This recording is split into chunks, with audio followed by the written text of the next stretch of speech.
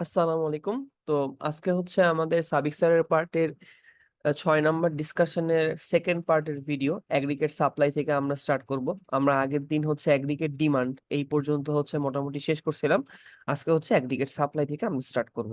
আচ্ছা, তো aggregate supply জিনিসটা হচ্ছে একটা কান্ট্রির যত প্রডিউসার আছে, মানে সব প্রডিউসার বা ফার্মগুলা সম্মিলিতভাবে যে পরিমাণ গুডস এন্ড সার্ভিসেস প্রডিউস করে সেটাকে বলা হচ্ছে এগ্রিগেট সাপ্লাই। মানে টোটাল যে পরিমাণ সাপ্লাই আসলে একটা দেশের ইকোনমিতে প্রডিউস হয় সেটাকেই বলতেছি হচ্ছে আমি এগ্রিগেট সাপ্লাই।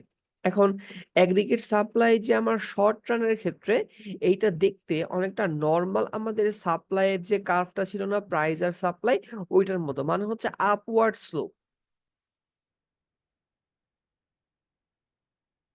অ্যাগ্রিগেট ডিমান্ডটা কিন্তু ডাউনওয়ার্ড ছিল, অ্যাগ্রিগেট সাপ্লাইটা কিন্তু আপওয়ার্ড। কিন্তু খেয়াল রাখতে হবে এখানে কথাটা হচ্ছে aggregate supply in short run, long রানের হিসাব কিন্তু আবার আলাদা। সো আমরা কিন্তু এখন কথা বলতেছি কি শর্ট রান অ্যাগ্রিগেট সাপ্লাই, যেটাকে সংক্ষেপে বলা হয় SRAS, যেটা হচ্ছে অলওয়েজ আপওয়ার্ড। আচ্ছা, এদিক বরাবর প্রাইস, এদিক বরাবর ওয়াই, মানে হচ্ছে জিডিপি। এখন আমরা বোঝার ট্রাই করব যে কেন এইটা হচ্ছে আমার আপওয়ার্ড, মানে এইটার যে স্লোপটা সেই স্লোপটা কেন হচ্ছে আপওয়ার্ড, এইটা হচ্ছে আমরা একটু বোঝার ট্রাই করব। এটা বোঝার জন্য খুব সম্ভবত 2টা বা 3টা হচ্ছে থিওরি আছে, আমরা এটা একটু একটু বোঝার ট্রাই করি। হ্যাঁ, 3টা থিওরি আছে কেন হচ্ছে এই কার্ভটা হচ্ছে দেখতে এরকম। আচ্ছা, প্রথম থিওরিটা হচ্ছে the sticky wage theory. Sticky wage theory মানে হচ্ছে বেতন রিলেটেড, সরি, বেতন রিলেটেড, বেতন রিলেটেড। এখন কথা হচ্ছে মানে এটার ডিটেলটা কি, ডিটেলটা হচ্ছে লাইক আমি একটা ইন্ডাস্ট্রি সেট আপ করছি, আমি হচ্ছে কিছু পরিমাণ লেবার হচ্ছে নিছি। এখন আমি ধরলাম যে লেবনের বেতন আর লেবরদের বেতন হচ্ছে 10K বা 10,000 টাকা। এখন এই বেতনটা যে 10,000 টাকা, এটা কিন্তু 2 বছর পর্যন্ত ফিক্স থাকবে। যতদিন না পর্যন্ত আমি আর কি বেতন ওদের না বাড়াই, অতদিন পর্যন্ত কিন্তু বেতনটা ফিক্স থাকবে। এন্ড নর্মালি দেখা যায় যে অ্যাটলিস্ট 2-3 বছর কিন্তু এমপ্লয়ীদের বেতন এইভাবে হচ্ছে বাড়ে না, অ্যাটলিস্ট 1 বছর যাওয়ার পরে হচ্ছে বাড়ে। সো একটা লঙ্গার পিরিয়ড কিন্তু এই লেবার কস্টটা কিন্তু ফিক্স থাকতেছে, লেবরদের যে কস্টটা বা লেবরদের যে বেতনটা এটা কিন্তু লঙ্গার টাইম ফিক্স থাকতেছে। এখন আমি চিন্তা করি যখন আমার প্রাইস লেভেলটা কমে আসতেছে বা যখন প্রাইস লেভেলটা বাড়তেছে, প্রডিউসারের পার্সপেক্টিভ থেকে আমাদেরকে চিন্তা করতে হবে যখন প্রাইস লেভেলটা বেশি, মানে বেশি দামে আমি মার্কেটে সেল করতে পারতেছি, তখন কিন্তু আমার প্রফিটটা বেশি হচ্ছে। আবার যখন প্রাইস লেভেলটা কমে আসতেছে তখন কিন্তু প্রফিটটা কম হচ্ছে। সো এই যে আমি বললাম যে 2 বছর পরে বা 1 বছর পরে আমার লেবারের বেতন বাড়বে, এই 1 বছর পিরিয়ডে কিন্তু আমার প্রাইস লেভেলটা বাড়তেও পারে, আবার কি কমতেও পারে। সো প্রাইস লেভেল বাড়লে প্রফিট বেশি হচ্ছে, কমলে প্রফিট কম হচ্ছে। সো এই যে প্রাইস লেভেলটা যে পরিবর্তন হচ্ছে, এইটার কোনো ইম্প্যাক্ট কিন্তু লেবরদের বেতনের উপর পড়তেছে না। কেন পড়তেছে না? কারণ লেবরদের সাথে আমার কন্ট্রাক্ট বা সিস্টেমটাই হচ্ছে আমি ওকে 10,000 টাকায় আমার জব দিছি, এবং এই 10,000 টাকা জবটা অ্যাটলিস্ট 1 বা 2 বছর পর্যন্ত ফিক্স থাকবে। 10,000 টাকার ওর যে বেতনের স্যালারিটা সেটা পরিবর্তন হবে না। সো জিনিসটা এখন কন্ট্রোল হবে কেমনে? যখন প্রাইস লেভেল বেশি, মানে আমি বেশি দামে মার্কেটে সেল করে বেশি প্রফিট আর্ন করতে পারবো, তখন আমি প্রোডাকশন বাড়ায় দিব। প্রোডাকশন বাড়ায় দিলে আমি বেশি প্রাইসে বেশি কোয়ান্টিটি সেল করতে পারবো, অধিক পরিমাণ লাভ বা অধিক পরিমাণ প্রফিট হচ্ছে আমার হবে। অন্যভাবে যখন প্রাইস লেভেলটা কম, যখন এই প্রোডাক্ট থেকে আমার আউটকাম বা প্রফিটটা কম আসছে, তখন আমি প্রোডাকশনটা কমাই দিব। তাহলে দেখা যাবে যে আমার আহ, মানে মোটামুটি একটা সামঞ্জস্য থাকবে আর কি, মানে লস হবে না, বাট প্রফিটটা আর প্রোডাকশন কস্টে মোটামুটি একটা সামঞ্জস্য থাকবে। সো জিনিসটা আমি বোঝানোর ট্রাই করতেছি এইটা যে প্রোডাকশন কমানো বাড়ানোর মাধ্যমে আমি প্রফিটটাকে কন্ট্রোল করতে পারি। এবং ইন জেনারেলি যদি আমরা চিন্তা করতাম নর্মালি, যে যখন আমার প্রফিট বেশি তখন কিন্তু সেই প্রফিটের একটা পার্ট লেবরদের পাওয়ার কথা ছিল বা উচিত ছিল আর কি, কিন্তু সেই জিনিসটাকে কিন্তু আমি কন্ট্রোল করছি কিভাবে, আমি লেবরদের বেতনটাকে ফিক্সড করে দিছি অ্যাটলিস্ট 1 বা 2 বছরের জন্য। সো লেবর কস্টিং এর সঙ্গে আমার প্রফিটের কোন রকমের রিলেশনশিপ এখানে নাই। সো আমি লেবর, আমার যেহেতু লেবর কস্ট মানে কাইন্ড অফ লেবর কস্ট বলতে তো আসলে প্রোডাকশন কস্টটা বোঝায়, কারণ আমাদের প্রোডাকশন কস্টের যে বেসিক 3টা জিনিস, যে র ম্যাটেরিয়ালস, লেবার কস্ট আরেকটা আমি ঠিক ভুলে গেছি, আরেকটা মনে হয় যে ওভারহেড কস্ট, যাই হোক। তো এই মানে একটা প্রোডাকশন কস্টের তো হিউজ একটা পার্ট হচ্ছে লেবার কস্ট। তো labour cost kind of constant, মানে ধরে নেওয়া যায় প্রোডাকশন কস্টটাও কনস্ট্যান্ট।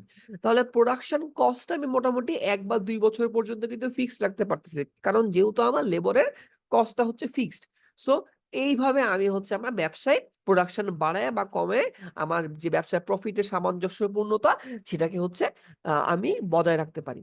সো যেহেতু হচ্ছে 1 বা 2 বছর বা একটা লঙ্গার পিরিয়ড আমার লেবারদের বেতনটা ফিক্সড বা ওয়েজেসটা ফিক্সড, এই জন্য এটাকে বলা হয় স্টিকি ওয়েজ। স্টিকি মানে কি, লেগে থাকা, সেই জন্য এটাকে বলা হয় sticky wage theory. Sticky wage theory তাহলে বেসিক কথাটা কি? বেসিক কথাটা হলো আমি লেবার কস্টটাকে কনস্ট্যান্ট রাখতেছি 1 বা 2 বছরের জন্য, এবং লেবার কস্টকে কনস্ট্যান্ট রাখা মানে কাইন্ড অফ প্রোডাকশন কস্টটাকে কনস্ট্যান্ট রাখা। সো প্রোডাকশন কস্টটা আমার 1-2 বছর যাবত কনস্ট্যান্ট থাকবে। সো আমি তখন প্রাইস অনুযায়ী, প্রাইস লেভেল অনুযায়ী আমার প্রোডাকশন যে কোয়ান্টিটি সেটাকে বাড়ায় বা কমে আমার প্রফিটটাকে হচ্ছে সামঞ্জস্য রাখবো। আচ্ছা, সেকেন্ড আছে স্টিকি প্রাইস থিওরি।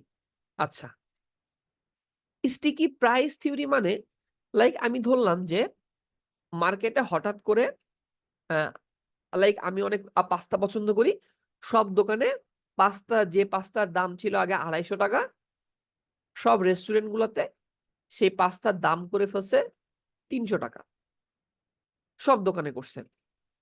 এখন দেখা গেল একটা দোকানে ওরা হচ্ছে প্রোডাকশন মানে এই সব দোকানের দাম বাড়াইলেও মানে সামহাও কোন একটা রিজনে হচ্ছে দাম বাড়ছে, কিন্তু কোন একটা দোকানে এই 250 টাকা যে দামটা ছিল, ওরা এই 250 টাকা দামটাতেই মানে আছে এখনো। লাইক প্রাইস বাড়ছে কিন্তু তারা এই দামটা পরিবর্তন করে নাই। এখন এতে করে সুবিধাটা হয় কি? এতে করে ব্যবসায়িক পার্সপেক্টিভ থেকে সুবিধাটা হয় হচ্ছে লাইক আমি তো পাস্তা খাবো, সো আমি দেখবো যে কোথায় পাস্তার দাম কম। সো আমি যখন দেখবো যে এখানে পাস্তার দাম কম 250 টাকা, সো আমি তখন ওই ক্যাফেতে বা ওই রেস্টুরেন্টে হচ্ছে যাবো পাস্তা খাইতে।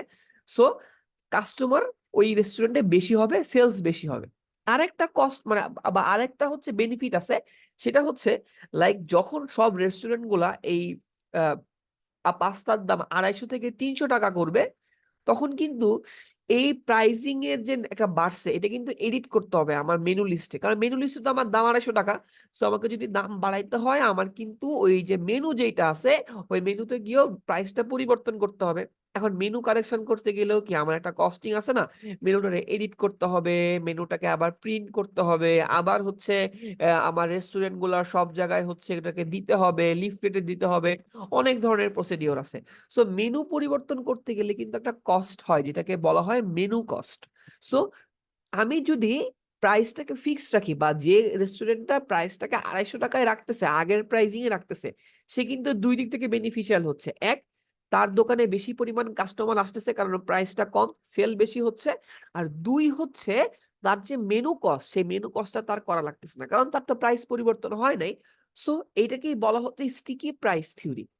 স্টিকি প্রাইস থিওরি করার ফলে দেখা যায় যেহেতু সেলস বেশি পরিমাণে হচ্ছে, সো সেলস যখন বেশি হয় তখন কার্ভটা হচ্ছে এরকম কি আপওয়ার্ড রিলেশনশিপ।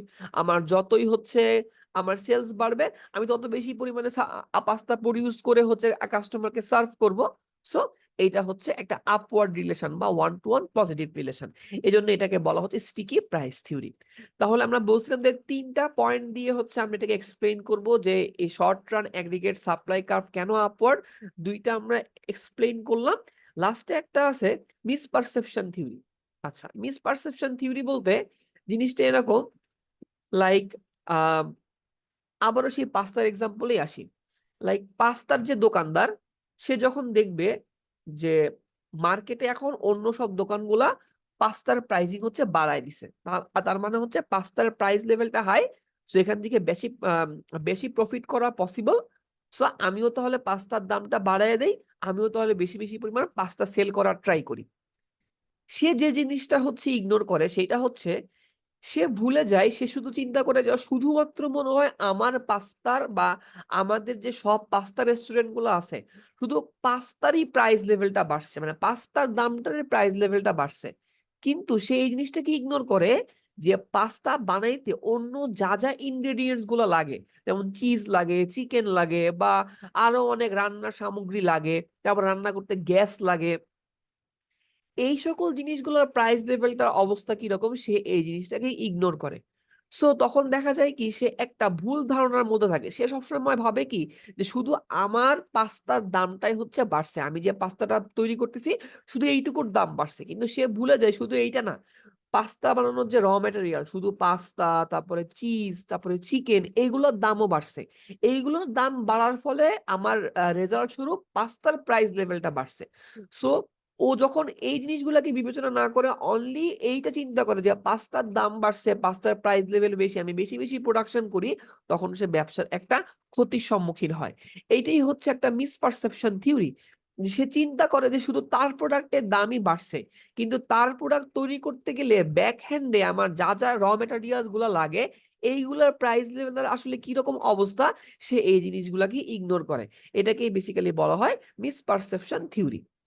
আচ্ছা, এখন এই যে short run aggregate supply curve কি কি কি কারণে শিফট করে, শিফট মানে কি লেফট সাইড রাইট সাইডে মুভমেন্ট করে, কি কি রিজনে, সেটা হচ্ছে আমরা দেখবো। এটা কাইন্ড অফ ওই যে আমরা যখন পড়ছিলাম পার্ট এ তে সাপ্লাই শিফটটা ওগুলার মতো, যেমন যখন চেঞ্জ ইন লেবার, যদি লেবারের পরিমাণ এবং কোয়ালিটি বাড়ে তাহলে আমার এগ্রিগেট সাপ্লাই কার্ভটা হচ্ছে রাইট ওয়ার্ড শিফট করে, আর যদি ডিক্লাইন করে বা অপোজিট হলে লেফট ওয়ার্ড শিফট করবে।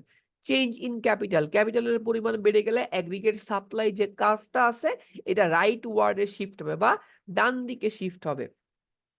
তারপরে দেশের মধ্যে যদি কোনো ন্যাচারাল রিসোর্সের নতুন সন্ধান পাওয়া যায় সেটা হচ্ছে আমার এগ্রিগেট সাপ্লাই কার্ভকে রাইট ওয়ার্ডে শিফট করবে।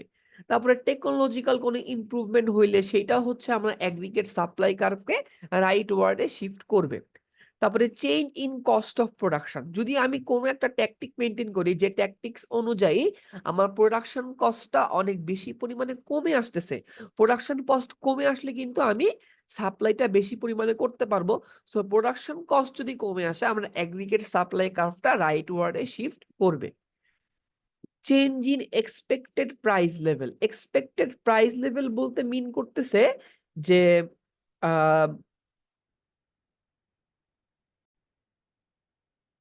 Change in expected price level বলতে বেসিক্যালি মিন করতেছে যে আমি এক্সপেক্ট করতেছি সামনে এটার প্রাইসিং কমে যাবে, লাইক 1 মাস পর।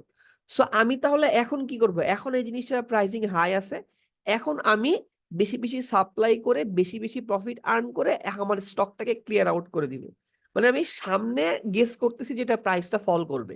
সো এখন প্রাইসটা মোটামুটি বেশি আছে, এখন বেশি বেশি আমি সাপ্লাই করব, করে সঙ্গে সঙ্গে আমি এই মালামাল গুলাকে হচ্ছে সেল করে দিব, দিয়ে বেশি প্রফিট আর্ন করে আমি স্টকটাকে ক্লিয়ার করে দিব। আর যদি আমি দেখি যে না 1 মাস পরে এই প্রোডাক্টটার দাম আরো বেশি হবে, তখন আমি কি করব, এখন আমি সাপ্লাইটা কমায় দিব মার্কেটে, এখন আমি বেশি বেশি পরিমাণ প্রোডাক্টটা তৈরি করে আমার গোডাউনে স্টক করে রাখবো। দেন দেখা যাবে 1 মাস পরে গিয়ে আমি আমার প্রোডাক্টটা মার্কেটে সেল করব। সো এখন তাহলে করবো কি আমি সাপ্লাই কমাই দিব, আর সাপ্লাই কমায় দেওয়া মানেই হচ্ছে সাপ্লাই কার্ভটা লেফট ওয়ার্ড শিফট হওয়া। মানে এগ্রিগেট সাপ্লাই কার্ভ যেটা বলি, শর্ট রান এগ্রিগেট সাপ্লাই কার্ভটা লেফট ওয়ার্ড শিফট হওয়া। আচ্ছা, এখন short run equilibrium, short run equilibrium মানে হচ্ছে এই যে short run aggregate supply curve আর এগ্রিগেট ডিমান্ড কার্ভটা যে পয়েন্টে ছেদ করতেছে এটাকেই বলা হয় শর্ট রান ইকুইলিব্রিয়াম। তো এখানে যে পয়েন্ট বরাবর যে প্রাইস লেভেলটা আছে এটাকে বলা হয় বর্তমান প্রাইস লেভেল বা কারেন্ট প্রাইস লেভেল, আর এই বরাবর যে জিডিপির মানটা আছে বা ওয়াই এর ভ্যালুটা আছে এটাকে বলা হয় হচ্ছে রিয়েল জিডিপি। আচ্ছা, এখানে একটা সুন্দর কোশ্চেন আছে যে why the aggregate supply curve is vertical in the long run. এতক্ষণ কিন্তু আমরা শুধু শর্ট রান নিয়ে জানছি, লং রান নিয়ে কিন্তু কিছু আমরা জানি নাই। So aggregate supply curve in the long run দেখতে হচ্ছে এরকম, যেটাকে সংক্ষেপে LRAS বলা হয়, লং রান এগ্রিগেট সাপ্লাই। এটা দেখতে হচ্ছে ভার্টিক্যাল প্রাইস লেভেলের। এটার কারণটা হচ্ছে এই long run aggregate supply curve এইটা আসলে কোনোভাবে প্রাইস লেভেলের সঙ্গে রিলেটেড না। এখানে যেরকম শর্ট রান সাপ্লাই কার্ভ যেটা ছিল এই যে এইটা প্রাইস লেভেলের সঙ্গে রিলেটেড ছিল, প্রাইস লেভেল পরিবর্তন হলে এই সাপ্লাই কার্ভটার ভ্যালুটার পরিবর্তন হতো। কিন্তু long run aggregate supply curve এটা প্রাইস লেভেলের সঙ্গে কোনো রকম ভাবে রিলেটেড না। এটা তাহলে কিসের সঙ্গে রিলেটেড, এটা রিলেটেড হচ্ছে লেবারের উপরে, ন্যাচারাল রিসোর্সের উপরে, ক্যাপিটালের উপরে, টেকনোলজির উপরে, এইসব জিনিসের উপর ডিপেন্ডেন্ট, বাট প্রাইস লেভেলের উপর ডিপেন্ডেন্ট না। সো যেহেতু প্রাইস লেভেলের উপর ডিপেন্ডেন্ট না, তাই এইটা হচ্ছে প্রাইস লেভেল বা ওয়াই অক্ষের সমান্তরাল। আর এইখানে যে LRAS এইটা দিয়ে বা long run aggregate supply curve দিয়ে আমরা যে জিডিপির মানটা পাচ্ছি বা ওয়াই এর ভ্যালুটা পাচ্ছি, এটাকে বলা হয় ফুল এমপ্লয়মেন্ট লেভেল। কেন বলা হয় সেটা আমরা সামনে জানতে পারবো। বা ন্যাচারাল এমপ্লয়মেন্ট লেভেল মানে যখন আমরা কোনোভাবে লং রান অ্যাগ্রিগেট সাপ্লাই কার্ভটা এরকম ভাবে আর্ন করতে পারি বা অর্জন করতে পারি, তখন ওই দেশের যে মানে কর্মক্ষম জনগণ আছে, তারা মোস্ট প্রবাবলি বা একদম হাইয়েস্ট লেভেলে আর কি এমপ্লয়মেন্ট অবস্থায় থাকে, যেটাকে বলা হয় ন্যাচারাল এমপ্লয়মেন্ট লেভেল বা ফুল এমপ্লয়মেন্ট লেভেল। আচ্ছা,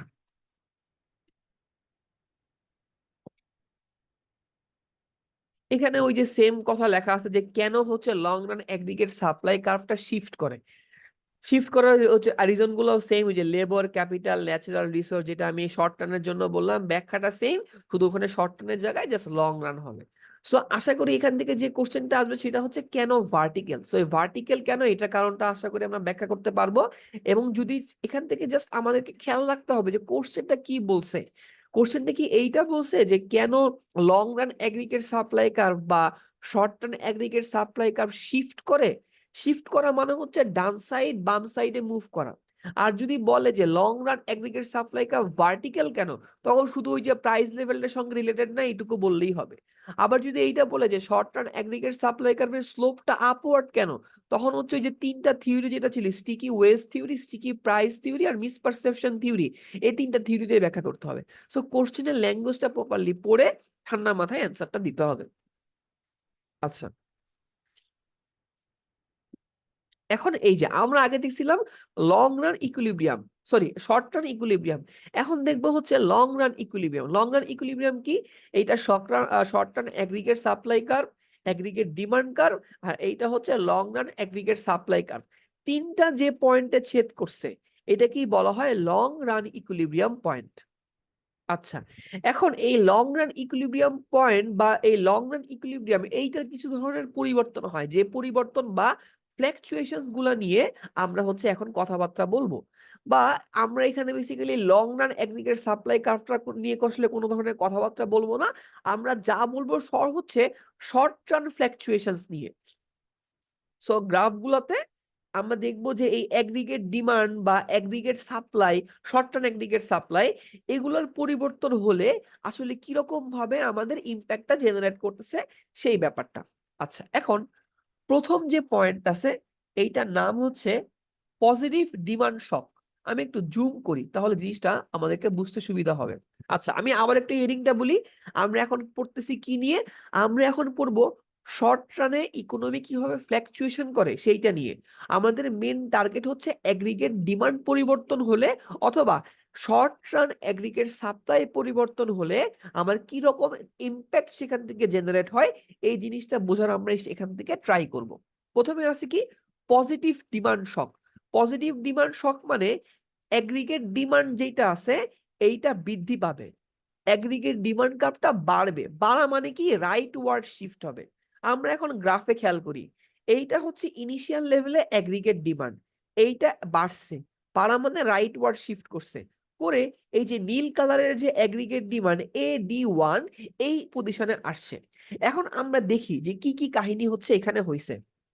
এইটা হচ্ছে শর্ট টার্ম এগ্রিগেট সাপ্লাই, যেটা কোনো রকমের পরিবর্তন হয় না, আগেও যেখানে ছিল এখনো সেখানে আছে। তো প্রথম সিচুয়েশনে যখন এগ্রিগেট ডিমান্ডটা নর্মাল পজিশনে ছিল আর এগ্রিগেট সাপ্লাইটাও শর্ট টার্ম নর্মাল পজিশনে ছিল, এই পজিশনটা তখন প্রাইস লেভেলটা ছিল হচ্ছে এখানে, ঠিক আছে?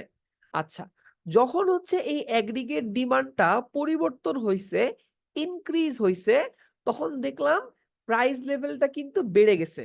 কেমনে বেড়ে গেছে? এই এগ্রিগেট ডিমান্ড আর শর্ট টার্ম এগ্রিগেট সাপ্লাই এইটা ছেদ করছে কোথায়? এইখানে। সো যেটা আগের থেকে বেশি, মানে প্রাইস লেভেলটা হচ্ছে বেড়ে গেছে।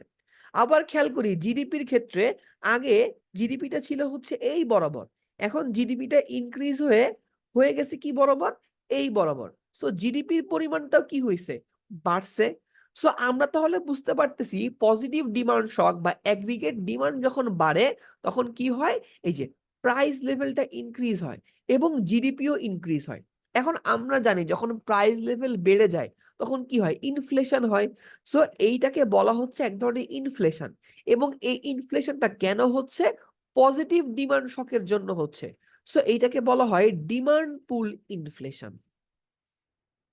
আশা করি আমি বোঝাতে পারছি শর্টলি। সো আমরা একটু শর্ট ভাবে মনে রাখবো যে কি হয়, অ্যাগ্রিগেট ডিমান্ড যখন বাড়ে প্রাইস লেভেলটা বাড়ে, জিডিপিও বাড়ে। আর আমরা জানি প্রাইস লেভেলটা বাড়া মানে সেখানে ইনফ্লেশন হচ্ছে, আর এই ইনফ্লেশনটাকে বলা হয় ডিমান্ড পুল ইনফ্লেশন। আচ্ছা, এখন হচ্ছে সেকেন্ড পয়েন্ট হচ্ছে negative demand shock. Negative demand শকটা কি, অ্যাগ্রিগেট ডিমান্ড যেটা সেটা কমে আসবে, that means leftward shift হবে। এই যে লেফট ওয়ার্ড শিফট হয়েছে। সো আগে ছিল পয়েন্টটা এখানে, এইটা ছিল রিয়েল জিডিপি, এখন পয়েন্টটা চলে আসছে এইটা, এইটা হচ্ছে এখন রিয়েল জিডিপি। সো জিডিপিটা কি করছে, ফল করছে, আবার প্রাইস লেভেলটাও কি কমে গেছে।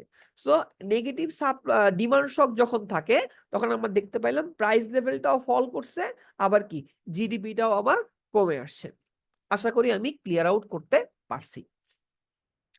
এখন পজিটিভ সাপ্লাই শক, এতক্ষণ পড়ছিলাম ডিমান্ড নিয়ে, এখন দেখবো যে শর্ট টার্ম সাপ্লাই কার্ভের কিরকম পরিবর্তন হলে ইম্প্যাক্টটা কেমন আসে।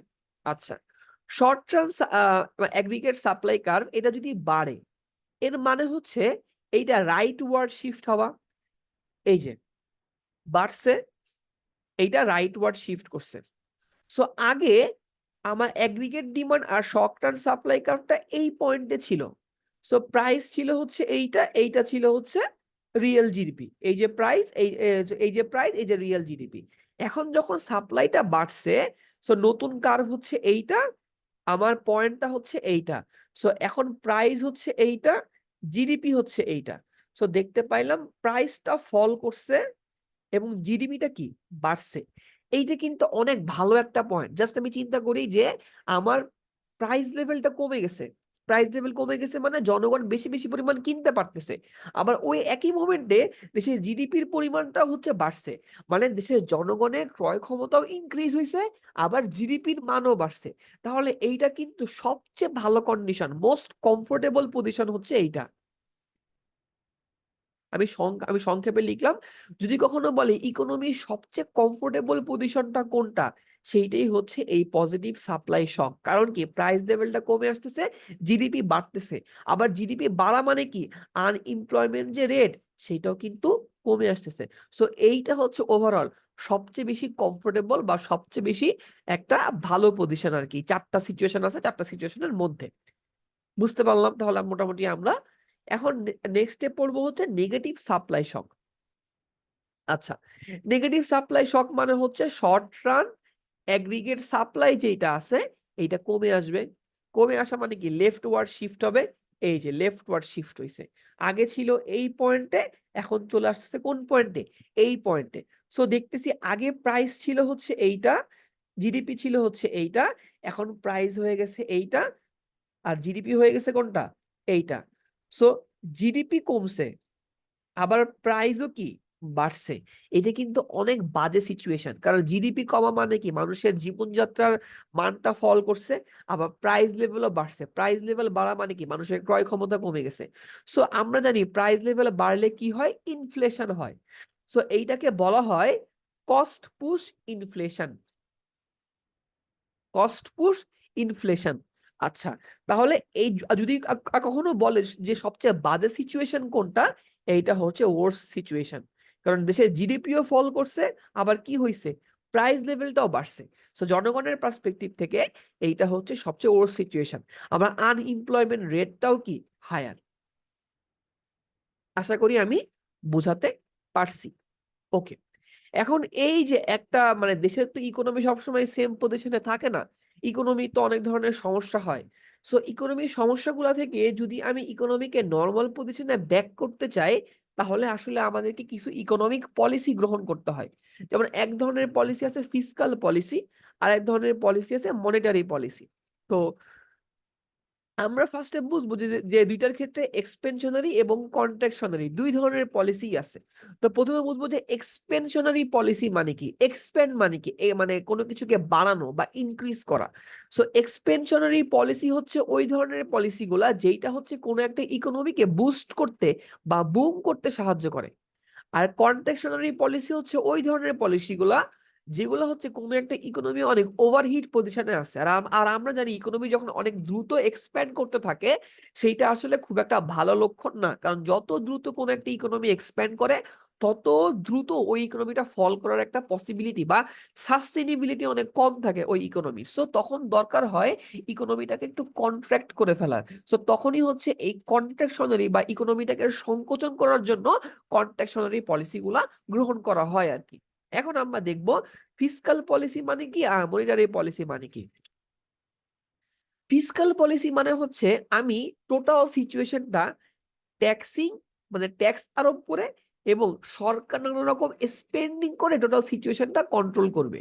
মানে ফিসকাল পলিসি টোটাল কাহিনীটাই হচ্ছে গভর্নমেন্ট রিলেটেড। দুইটা রিজন আছে, মানে দুইটা ইয়ে আছে, একটা হচ্ছে গভর্নমেন্ট মানে স্পেন্ডিং আর একটা হচ্ছে ট্যাক্স।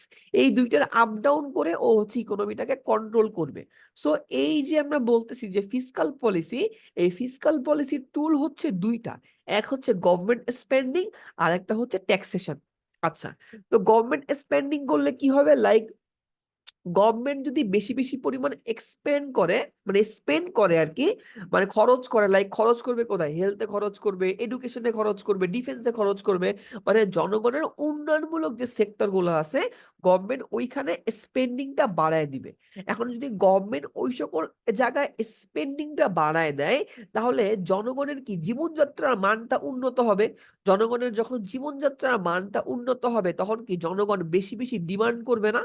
জনগণ তাদের লাইফস্টাইল যেহেতু চেঞ্জ হচ্ছে, পজিটিভ চেঞ্জেস আসতেছে, সো জনগণ বেশি বেশি পরিমাণ ডিমান্ড করবে। সো এই ডিমান্ডের ফলে অ্যাগ্রিগেট ডিমান্ডটা হচ্ছে বেড়ে যাবে। সো আলটিমেটলি হচ্ছে কি গভর্নমেন্ট যখন স্পেন্ডিং বেশি করবে জনগণের উন্নয়নের জন্য, জনগণের জীবনযাত্রার মানটা উন্নত হবে এবং জনগণের যে অ্যাগ্রিগেট ডিমান্ড সেই ডিমান্ড গুলো হচ্ছে ইনক্রিজ হবে। সো আলটিমেটলি এডি যে কার্ভটা আছে সেইটা হচ্ছে ইনক্রিজ হবে এবং ভাইস ভার্সা। যখন দেখা যাবে গভর্নমেন্ট স্পেন্ডিং কম করবে জনগণের জীবনযাত্রা মানের উন্নয়নের জন্য তখন উল্টাভাবে অ্যাগ্রিগেট ডিমান্ডটাও কমে আসবে, কারণ জনগণের জীবনযাত্রার মান খুব একটা পরিবর্তন হয় নাই বা অনেক সময় দেখা যায় ডিক্লাইন করছে আর কি। আর এরপর হচ্ছে ট্যাক্সেশন। যখন দেখা যায় যে গভর্নমেন্ট অতিরিক্ত পরিমাণ ট্যাক্স আদায় করতে চায়, ট্যাক্স কিন্তু জনগণের জন্য এক্সেস থেকে এক ধরনের বার্ডেনও, ঠিক আছে। সো যখন দেখা যাবে জনগণের কাছ থেকে বেশি বেশি পরিমাণ ট্যাক্স নিতেছে তখন কিন্তু দেখা যাবে কি জনগণের যে ইনকাম ছিল সেই ইনকাম কিন্তু একটু কমে আসতেছে। সো ইনকাম কমে আসা মানে কি তার ডিমান্ড মানে তার যে নর্মাল ডিমান্ড সেই নর্মাল ডিমান্ডও কমে আসা। এজন্য যখন সরকার ট্যাক্সটাকে বাড়ায় দেয় তখন তার অ্যাগ্রিগেট ডিমান্ড যেটা আছে অ্যাগ্রিগেট ডিমান্ডটাও কমে যায়। আর যখন দেখা যায় সরকার ট্যাক্সটাকে কমাই দিচ্ছে তখন তার কি ইনকাম বেড়ে যাচ্ছে। ইনকাম বেড়ে যাওয়া মানে সে ডিমান্ড বেশি বেশি করবে, তার লাইফস্টাইল যদি পজিটিভ চেঞ্জ আসছে, সো তখন দেখা যাবে অ্যাগ্রিগেট ডিমান্ড সে বাড়ায় দিবে। আচ্ছা, এই ছিল হচ্ছে ফিসকাল পলিসি। এরপর হচ্ছে মনিটারি পলিসি। মনিটারি পলিসি বলতে বেসিক্যালি হচ্ছে মিন করে যে আমি টাকাটাকে কন্ট্রোল করব, ঠিক আছে, মানি সাপ্লাইটাকে কন্ট্রোল করে আমি ওভারঅল যে ইকোনমিক গ্রোথটা আছে সেইটাকে হচ্ছে কন্ট্রোল করব বা সেটাকে হচ্ছে ট্যাকেল ডাউন করবো আর কি।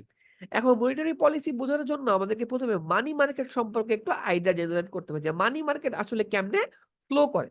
আচ্ছা, সো মানি মার্কেট আমরা দেখতে পারতেছি এই একটা হচ্ছে গ্রাফের মতো আছে যেটার ওয়াই এক্সিসে আছে ইন্টারেস্ট রেট আর এক্স এক্সিসে আছে হচ্ছে কোয়ান্টিটি অফ মানি, আর এম এস বরাবর একটা স্ট্রেট লাইন আছে যেটাকে বলা হচ্ছে মানি সাপ্লাই।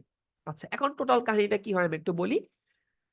কোন দেশের সেন্ট্রাল ব্যাংক কিন্তু ফিক্সড অ্যামাউন্টের টাকায় তার দেশের ইকোনমিক যে মার্কেট আছে সেই ইকোনমিক মার্কেটে হচ্ছে ফ্লো করে দেয়। সো এই জন্যই যে মানি সাপ্লাই যেটা আছে এইটা হচ্ছে স্ট্রেট লাইন একদম ভার্টিক্যাল ভাবে, সরি, হ্যাঁ একদম হচ্ছে ওয়াই এক্সিস বরাবর হচ্ছে সেটা আছে। আচ্ছা, এখন তাহলে ডিমান্ডটা মানি ডিমান্ডের সঙ্গে ইন্টারেস্ট রেটের যে একটা সম্পর্ক সেটার মাধ্যমে মানি মার্কেটটা ফ্লো করে। কিভাবে ফ্লো করে এটা আমরা আগেও পড়ছিলাম, আমি আবার বলতেছি। যখন দেখা যাবে জনগণের টাকার পরিমাণ বেশি তখন কিন্তু জনগণ ট্রাই করবে কি যে ঠিক আছে আমার যে টাকাটা এক্সট্রা আছে আমার জীবনযাত্রা লিড করার পরে এই টাকাটা আমি এমন কোথাও রাখি যেখানে রাখলে টাকার পরিমাণটা কি ইনক্রিজ হবে, নর্মাল সেন্স আমরা যা বলি। সো দেখা যায় যে সে খুঁজে যে কোথায় ইন্টারেস্ট রেটটা বেশি। সো সো যখন সে দেখবে মার্কেটে হচ্ছে ব্যাংক অনেক হাই ইন্টারেস্ট রেট দিতেছে, সো সে তার উদ্বৃত্ত বা এক্সট্রা যে টাকাটা ছিল সেটা ব্যাংকে গিয়ে জমা করে আসবে। সো তখন সবাই যখন এই সেম কাজটা করবে দেশের জনগণ, তখন দেখা যাবে অনেক হিউজ পরিমাণ টাকা দেশের ব্যাংকে জমা হয়ে আছে। এন্ড টাকা ব্যাংকে জমা হয়ে থাকা মানে হচ্ছে মানি সাপ্লাইটা কমে গেছে, মানি সার্কুলেশন হচ্ছে না। সো এই জিনিসটা যে আমরা ইজিলি এখান থেকে বুঝতে পারবো যে যখন দেখা যাচ্ছে এরকম কোন পজিশনে, এই যে এরকম কোন পজিশনে হচ্ছে আমার ইন্টারেস্ট রেটটা আছে অনেক high interest rate. So huge পরিমাণ টাকা হচ্ছে, যেহেতু অনেক high interest rate, so huge পরিমাণ টাকা হচ্ছে ব্যাংকে জমা আছে এবং কোন ধরনের সাপ্লাই নাই। এই মানে সাপ্লাইটাও কম, মানে সাপ্লাই বলতে কি সরি, সার্কুলেশনটা কম, যে মার্কেটে মানি সার্কুলেশনটা কম হচ্ছে কারণ সব টাকা হচ্ছে ব্যাংকে জমা অবস্থায় আছে। সো আমার মার্কেটে কোয়ান্টিটি অফ মানির পরিমাণ অনেক কমে গেছে। কেন কমে গেছে? কারণ হাই ইন্টারেস্ট রেট, জনগণ সব টাকা হচ্ছে ব্যাংকে জমা করে রাখছে। এখন এই সিচুয়েশনটা কিন্তু কোনো একটা কান্ট্রির জন্য ভালো না। কারণ এই যে টাকা যেটা বলতেছি, টাকা কিন্তু একটা ইকোনমির অনেক মেইন পার্ট। টাকা না থাকলে কিন্তু ইকোনমিক কোনো অ্যাক্টিভিটি হয় না। সো তখন দেখা যাবে সেন্ট্রাল ব্যাংক করবে কি? এই যে সিচুয়েশনটা, এই সিচুয়েশনটা কন্ট্রোল করার জন্য ও হচ্ছে ইন্টারেস্ট রেটটা কমায় দিবে। এখন যখন ইন্টারেস্ট রেটটা কম থাকবে তখন কিন্তু জনগণ টাকা আর ব্যাংকে জমা রাখবে না। তখন জনগণ চিন্তা করবে আমি তাহলে অন্য কোনো সেক্টরে টাকাটা ইনভেস্ট করি। লাইক কোনো একটা ইন্ডাস্ট্রিতে, লাইক কোনো একটা বিজনেসে, লাইক কোনো একটা স্টার্টআপে, বা নিজে একটা বিজনেস খুলছে। এই টাকা দিয়ে সে কোনো একটা কিছু করতেছে, ইকোনমিক অ্যাক্টিভিটি করতেছে। ইকোনমিক অ্যাক্টিভিটি করা মানেই কিন্তু মানি সার্কুলেশন হওয়া। সো যখন ইন্টারেস্ট রেটটা এই পজিশনে চলে আসছে, তখন কিন্তু এই যে এই বরাবর যদি আমি চিন্তা করি, কোয়ান্টিটি অফ মানির পরিমাণ মানি মার্কেটে বা ইকোনমিক মার্কেটে বেড়ে গেছে। কেমনে বেড়ে গেছে? কারণ যেহেতু ইন্টারেস্ট রেট কম, মানুষ টাকা আর ব্যাংকে জমা রাখতেছে না, মানুষ টাকাটা কোথাও ইনভেস্ট করতেছে। টাকা ইনভেস্ট করা মানে ইকোনমিক অ্যাক্টিভিটি হচ্ছে, ইকোনমিক অ্যাক্টিভিটি হওয়া মানেই মার্কেটে টাকার পরিমাণটা বাড়তেছে। টাকার পরিমাণ বাড়তেছে ওই সেন্সে, টোটাল টাকার পরিমাণটা কিন্তু ফিক্সড, কিন্তু ওই ফিক্সড টাকার মধ্যেও আগে দেখা যাচ্ছে ম্যাক্সিমাম টাকা হচ্ছে ব্যাংকে জমা আছে, কিন্তু এখন দেখা যাচ্ছে ওই ফিক্সড টাকার মধ্যেই ম্যাক্সিমাম পোর্শন টাকা ইকোনমিক মার্কেটে সার্কুলেট হচ্ছে, মানে ফ্লো হচ্ছে। সো এটা কিন্তু ইকোনমির জন্য হচ্ছে ভালো। সো মানি মার্কেটটা ওভারঅল এইভাবে হচ্ছে ফ্লো করে বা ওয়ার্ক করে আর কি। এখন যখন হচ্ছে আমি আমি ডিমান্ডটা বাড়াই দিবি, যে কথাটা বললাম যে যখন হচ্ছে আমার ইন্টারেস্ট রেটটা অনেক বেশি, তখন দেখা যায় মানি সাপ্লাইটা, মানে ওই যে মানি যে সার্কুলেশনটা সেটা কম হয়, কারণ মানুষ সব ব্যাংকে টাকা জমা রাখে। আর যখন ইন্টারেস্ট রেটটা কম, তখন মানি সার্কুলেশনটা হচ্ছে বেশি হয়।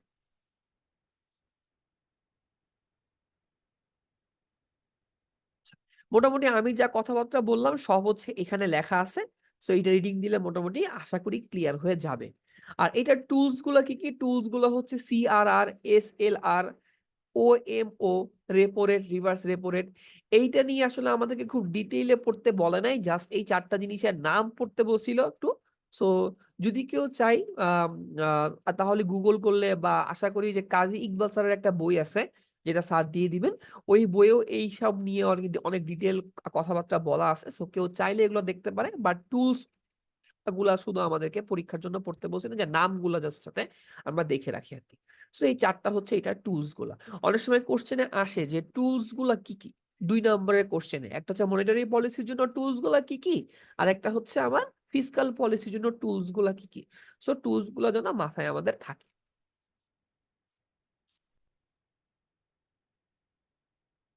আচ্ছা, এখন এই পলিসির ইম্প্যাক্ট গুলো আসলে কি হয় সেটা সম্পর্কে আমরা একটু বোঝার ট্রাই করি। লাইক কোনো একটা কান্ট্রিতে যখন দেখা যায় প্রথমে এক্সপেনশনারি ফিসকাল পলিসি বা এক্সপেনশনারি মনিটারি পলিসি অ্যাপ্লাই করা হয়, তখন আসলে কি হয়? এক্সপেনশনারি মানে কি? এক্সপেনশনারি মানে হচ্ছে ইকোনমিটাকে এক্সপেন্ড করার একটা টেন্ডেন্সি দেওয়া আর কি। এখন ইকোনমি এক্সপেন্ড কখন করবে? ইকোনমি এক্সপেন্ড তখন করবে যখন অ্যাগ্রিগেট ডিমান্ডটা বেড়ে যাবে। এটা কিন্তু আমরা দেখছি। এক্সপেনশনারি ফিসকাল পলিসি মানে কি? ইকোনমিকটাকে বুস্ট আপ করা। আর ইকোনমি বুস্ট আপ করা মানে হচ্ছে অ্যাগ্রিগেট ডিমান্ডটাকে আমি বাড়ায় দিচ্ছি। সো অ্যাগ্রিগেট ডিমান্ডটা কই আছে, এই পজিশনে আগে ছিল, এখন এই পজিশনে চলে আসছে। সো দেখতে পারতেছি আমি প্রাইস লেভেলটাও কিন্তু আগের থেকে ইনক্রিজ হয়েছে, আবার জিডিপির মানটাও কিন্তু আগের থেকে ইনক্রিজ হয়েছে। এখন প্রাইস লেভেলটা ইনক্রিজ হওয়া মানে কি, প্রডিউসার্স পার্সপেক্টিভ থেকে প্রাইস লেভেলটা ইনক্রিজ হওয়া মানে কিন্তু বেশি বেশি প্রফিট হওয়া, বেশি বেশি যেহেতু সে বেশি প্রাইসে হচ্ছে প্রোডাক্টটা সেল করতে পারবে, সো সে প্রোডাকশনটাও বাড়াবে এবং এখান থেকে সে বেশি পরিমাণে প্রফিটও জেনারেট করতে পারবে। যদিও এই প্রাইস লেভেলটা বেড়ে যাওয়া এইটা হতো জনগণের জন্য ভালো কিছু না, কারণ প্রাইস লেভেল বেড়ে যাওয়া মানে ইনফ্লেশন হওয়ার একটা চান্সেস থাকে। কিন্তু এখানে আমার একটা পজিটিভ দিক হচ্ছে আমার যে জিডিপি, সেই জিডিপির মানও কিন্তু হচ্ছে ইনক্রিজ হয়েছে। আর জিডিপির মান ইনক্রিজ হওয়া মানে কিন্তু মোটামুটি বলতে পারি যে জনগণের জীবনযাত্রার মানও হচ্ছে ইনক্রিজ হয়েছে, আনএমপ্লয়মেন্ট রেটটাও হচ্ছে কমে গেছে। তো আমরা যদি এক্সপেনশনারি পলিসি গ্রহণ করি, এক্সপেনশনারি পলিসি গ্রহণ করলে এইটা হচ্ছে অ্যাডভান্টেজ হয় যে প্রডিউসারের পার্সপেক্টিভ থেকে প্রাইস লেভেল যেহেতু বাড়তেছে, সো ইকোনমিক যে প্রোডাকশন গুলো সেই প্রোডাকশন গুলো বেড়ে যায়, আবার জিডিপির মানও ইনক্রিজ হচ্ছে, জনগণের জীবনযাত্রার মানও ইনক্রিজ হচ্ছে, এবং আনএমপ্লয়মেন্ট রেটটাও হচ্ছে কমে গেছে। সো আমরা বলতে পারি এই যে নতুন ব্লু কালারের যে লাইন অনুযায়ী যে আমাদের হিসাব নিকাশটা মানে প্রাইস লেভেলটা পিই, জিডিপির মানটা হচ্ছে ওয়াইএফ, এটা হচ্ছে মোটামুটি একটা ভালো ইকোনমিক কন্ডিশন, মোটামুটি ভালো ইকোনমিক কন্ডিশন। এখন আমি এক্সপেনশনারি ফিসকাল পলিসি গ্রহণ করার ফলে কিন্তু এই কন্ডিশনটা বা এই সিচুয়েশনটা আমি আর্ন করতে পারছি। এখন একটু রিভার্সলি চিন্তা করি মানে কি, আমি ধরলাম আমার ইকোনমিটা অনেক বুস্টিং অবস্থায় আছে, অনেক বুম করতেছে। তো আমরা আগেই বলছি যে যখন কোনো দেশের ইকোনমি অনেক ফাস্ট বুম করে, অনেক ফাস্ট হচ্ছে গ্রো করে, তখন সেটা কোনো কান্ট্রির জন্য আসলে ভালো কোনো সাইন না। সো তখন দেখা যায় আমাদের ইকোনমিটাকে নর্মাল সিচুয়েশনে নিয়ে আসতে হয়, সেই জন্য কি করছি আমরা, কন্ট্রাকশনারি পলিসি গুলা হচ্ছে গ্রহণ করছি। এখন কন্ট্রাকশনারি পলিসি গ্রহণ করলে কি হবে, এই যে অ্যাগ্রিগেট ডিমান্ডটা ওইটা কি ফল করছে। ফল করা মানে কি, আগে নরমালি অ্যাগ্রিগেট ডিমান্ডটা ছিল কোথায়, এখানে, এখন ফল করে কোথায় আসছে, এই পয়েন্টে আসছে। সো ফল করে যেহেতু এই পয়েন্টে আসছে, তাহলে দেখি আমাদের এখানে কি হইছে, এখানে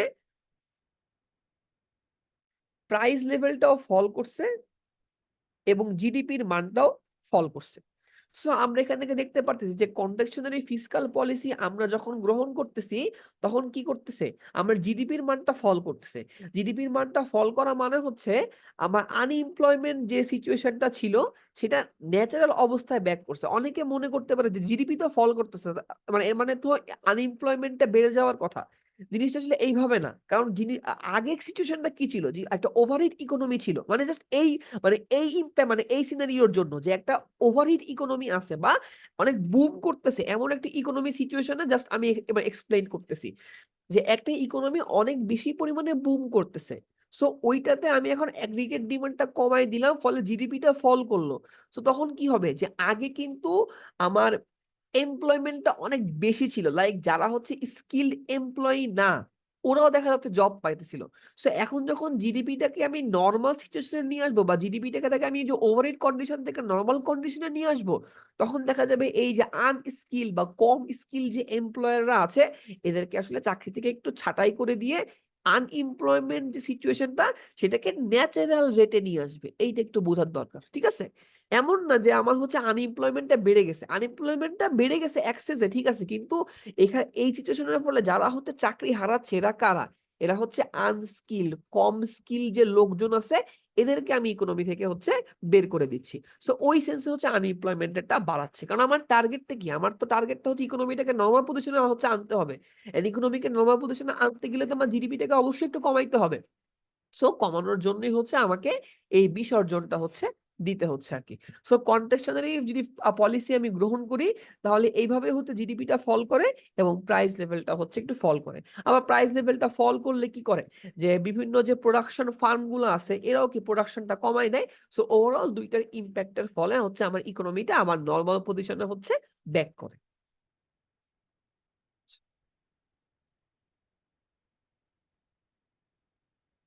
ওকে, তো মোটামুটি আহ লাস্ট যদি কোনো কথা বলি সেটা হচ্ছে এই পলিসিগুলো যদি মানে আমরা কেন নেই, এই কথাটা হচ্ছে প্রথমে মনে আছে আমরা প্রথম দিকে যখন পড়ছিলাম, অ্যাডাম স্মিথ একটা কথা বলছিল যে, মোস্ট প্রবাবলি অ্যাডাম স্মিথ, আমি ভুল হইতে পারি। সো সে বলছিল যে তো অ্যাডাম স্মিথ হচ্ছে বলছিল যে ইকোনমি যা কিছুই হোক না কেন সে আবার নরমালি তার যে নরমাল পজিশনটা সেখানে সে ব্যাক করে। কিন্তু আসলে বাস্তবে সেটা হয় না। এটা সবচেয়ে বড় প্রমাণ ছিল হচ্ছে ওই যে আমাদের আমেরিকাতে যে গ্রেট ডিপ্রেশন যেটা হয়েছিল সেই সময়। কারণ সে দেখা গেছে যে ইকোনমি অনেক বাজে একটা সিচুয়েশনে চলে গেছিল এবং অ্যাডাম স্মিথ বলছিল যে ইকোনমি বাজে সিচুয়েশনে চলে গেলেও সে আবার নরমাল পজিশনে ব্যাক করবে। ডিমান্ড আর সাপ্লাই ফোর্স এর মাধ্যমে, কিন্তু সেটা হয় নাই। সো ইকোনমিকে এই যে নরমাল পজিশনে ব্যাক করার জন্য অবশ্যই হচ্ছে আমাদের পলিসি গুলা গ্রহণ করতে হয়। এই জন্যই আমরা কন্ট্রাকশনারি পলিসি এবং এক্সপেনশনারি পলিসি গুলো নিয়ে সম্পর্কে আসলে আইডিয়া নিচ্ছি। তো মোটামুটি এই ছিল আমাদের ইকোনমিক্স এর পার্ট বি তে সাবিক স্যারের পার্ট। মোটামুটি এই ভিডিওর মাধ্যমে হচ্ছে ইকোনমিক্স 2 পার্টের সবগুলো ভিডিও দেওয়া হয়ে গেল। আশা করি ভিডিওগুলো গো থ্রু করলে, ম্যাথের ভিডিওগুলো দেখলে আমাদের টুকটাক সব সম্পর্কে আইডিয়া হয়ে যাবে। আর আমি খুব সম্ভবত পার্ট এ একটা ভিডিও বানাইতে পারি, ন্যাশ ইকুইলিব্রিয়াম নিয়ে কোনো ভিডিও বানানো হয় নাই। আহ, আমি ট্রাই করবো হচ্ছে ওটা নিয়ে ভিডিও বানানোর, বাট এ বাদে মোটামুটি সবকিছুই শেষ করে দিয়েছি। আমি যতটুকু চেষ্টা করেছি বোঝানোর ট্রাই করেছি আর কি। তো আশা করি যে ভিডিওগুলো গো থ্রু করলে এবং সাথে সাথে স্লাইড গুলো একটু গো থ্রু করলে আমাদের খুব ভালো একটা প্রিপারেশন হবে। এবং তার সাথে আমি একটু বলবো যে প্রিভিয়াস ইয়ারের কোশ্চেন অ্যাটলিস্ট 5 সেমিস্টার, অ্যাটলিস্ট 5টা বা 4টা সেমিস্টারের কোশ্চেন যদি একটু অ্যানালাইসিস করি তাহলে পুরো ক্লিয়ারলি বোঝা যায় যে আসলে কোশ্চেনটা কই থেকে আসে। যেমন আমি যদি এই পার্ট নিয়ে বলি, পার্ট বি এর হচ্ছে যে জিডিপি ডিফ্লেটরের ওইখান থেকে অবশ্যই একটা কোশ্চেন আসে। এরপরে হচ্ছে আমরা ওই যে এক্সপোর্ট ইম্পোর্ট টার্মস অফ ট্রেডের যেটা ছিল ওখান থেকে একটা কোশ্চেন আসে। তারপরে এই চ্যাপ্টার মানে এই যে আমাদের আনএমপ্লয়মেন্ট রেট, তারপরে হচ্ছে ওয়ার্ক ফোর্স, এখানে যে ছোট ছোট ওই যে আমাদের participation rate, labour participation rate, এইখান থেকে ছোট ছোট কিছু ম্যাথ আসে। সো এইখান থেকে হচ্ছে কিছু কোশ্চেন আসে। সো আমরা যদি কোশ্চেন ব্যাংকটা একটু দেখি তাহলে আমাদের একটা আইডিয়া হয় যে এক্স্যাক্টলি কোন কোন জিনিসগুলোতে বেশি বেশি পরিমাণে ফোকাস দিতে হবে আর কোন কোন গুলোতে আসলে জাস্ট গো থ্রু করলেই হয়। আরেকটা জিনিস হচ্ছে আমি এইটুকু বলতে পারি যে ম্যাথ আসলে খুব একটা সমস্যা করে না। সমস্যা যেটা করে সেটা হচ্ছে থিওরি কোশ্চেন গুলা। ইকোনমিতে থিওরি কোশ্চেন বেশ কঠিন আসে ইকোনমিক্স এর ক্ষেত্রে। মানে কঠিন বলতে আর কি, কোশ্চেন গুলা দেখলে এক চান্সে ধরতে একটু অসুবিধা হয়, স্পেশালি পার্ট এ তে। সো আমরা একটু যদি কোশ্চেন ব্যাংকটা অ্যানালাইসিস করি তাও বুঝতে পারবো যে থিওরির জন্য কোন কোন পার্টটা বেশি এমফাসিস দিয়ে পড়তে হবে। আরেকটা ট্রিক বা আরেকটা সাজেশন যেটা আমি দিতে চাই সেটা হচ্ছে আমরা 2 পার্টই তো ভালো করে পড়বো, বাট সাবিক স্যারের যে পার্টটা মানে পার্ট বি আমার কাছে কম্পারেটিভলি এই পার্টটা একটু ইজি মনে হয় ম্যাথের জন্য, থিওরির জন্য। সো আমরা এই পার্টটা খুব ভালো করে পড়বো যাতে এই পার্ট থেকে আমাদের ভুল কম যায়, ঠিক আছে? কারণ আমাদের অন্য যে পার্টটা আছে পার্ট এ, ওইটা আসলে একটু কমপ্লেক্স কিছু কিছু সিচুয়েশন, স্পেশালি মার্কেটের যে 2টা ডিসকাশন 5 আর 6, এগুলো হচ্ছে একটু জটিল আছে যেহেতু অনেক বেশি কার্ভ, অনেক বেশি গ্রাফ আছে এই জন্য আর কি। সো যদি কারোর আর কি এরকম সিচুয়েশন হয় তাহলে আমি বলবো যে অবশ্যই এই পার্টটা মানে সাবিক স্যারের যে পার্ট বি, এটা যেন খুব ভালোভাবে আর কি কেউ পড়ে। আশা করি স্লাইড গুলা গো থ্রু করলেই ম্যাক্সিমাম তার কোশ্চেন বা ম্যাক্সিমাম ম্যাথের কি টাইপ সে হচ্ছে এগুলো সম্পর্কে আইডিয়া পেয়ে যাবে। তো এই পর্যন্তই। ইনশাল্লাহ নতুন যদি কোনো ভিডিও বা নতুন কোনো সাবজেক্ট যদি ভিডিও বানাই তাহলে সেখানে আবার দেখা হবে। আজকে হচ্ছে এই পর্যন্তই। খোদা হাফেজ।